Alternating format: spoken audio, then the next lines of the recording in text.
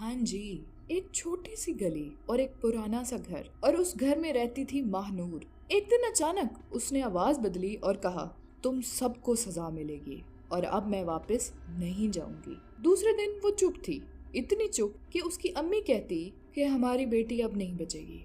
इस पे कोई चीज तो जरूर है, कोई साया तो जरूर है। फिर पीर साहब बुलवाए गए, तावीज लाए गए, मगर महानूर दिन ब दिन और अजीब से अजीब होती गई। कुछ लोगों ने कहा इस पे जिन का असर है, लेकिन कहानी यहाँ खत्म नहीं होती। अस्सलामुअलैकुम बडीज, मैं हूँ सानी खान, एक सर्टिफाइड क्लिनिकल साइकोलॉजिस्ट। आज आपको एक ऐसे केस की कहानी सुनाने जा रही हूँ जहाँ किसी की बेटी पे साया था या शायद कुछ और। इस वीडियो को एंड तक जरूर देखना, क्योंकि इससे आपको पता चलेगा कि हर हॉरर कहानी उतनी सिंपल भी नहीं होती। जी, तो होता कुछ यूं था कि महानूर कभी बच्चे की आवाज में बोलती थी और कभी कभी बिल्कुल मर्दाना आवाज में चीखने लग जाती थी। कभी कभी अपना हाथ काट लेती थी और फिर उसको खुद को भी याद नहीं रहता था कि उसने क्या किया। लोग समझते थे ये भूत कर रहा है, जिन कर रहा है, लेकिन कुछ बातें और भी अजीब थी। मोस्टली महानूर जो भी करती थी उसको याद ही नहीं रहता था। वक्तन फवक्तन महानूर के एक्सप्रेशंस, पोस्चर और इवन हैंड राइटिंग तक,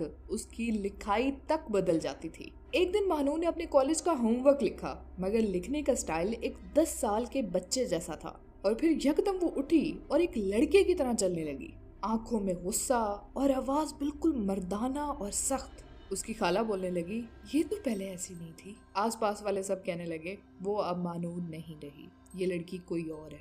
मगर क्या महानूर सच में कहीं चली गई थी, कहीं खो गई थी, या उसके अंदर कोई और बोल रहा था? पीर साहब रोज आते थे, हर बार नए अमल के साथ। महानूर कुछ दिन ठीक लगती, फिर वापस वही सिलसिला। एक दिन उसके कजन ने कहा, क्यों ना यार हम किसी डॉक्टर को भी दिखा लें, हो सकता है कोई फर्क पड़ जाए। And this is where the twist begins. Doctor ने महानूर की बातें सुनी, उसका बिहेवियर ऑब्जर्व किया, उसके ट्रॉमा को समझा, और जो डायग्नोसिस मिला उसने सबके होश उड़ा दिए। ये साया नहीं था दोस्तों, ये थी डिसोसिएटिव आइडेंटिटी डिसऑर्डर। ऐसा डिसऑर्डर जो अक्सर चाइल्डहुड ट्रॉमा, अब्यूज या इंटेंस इमोशनल पेन के रिस्पॉन्स में डेवलप हो जाता है, जिसमें एक इंसान अपने दर्द से बचने के लिए अलग अलग आइडेंटिटीज क्रिएट कर लेता है। कोई आइडेंटिटी बचपन की, कोई मर्द की और कोई औरत की भी हो सकती है। हर सिचुएशन का एक नया रूप बन जाता है। ये साया नहीं, एक डिसऑर्डर है। तो इसलिए अगर किसी का बिहेवियर ड्रास्टिकली चेंज हो रहा है, आवाज, यादाश्त, शनाख्त,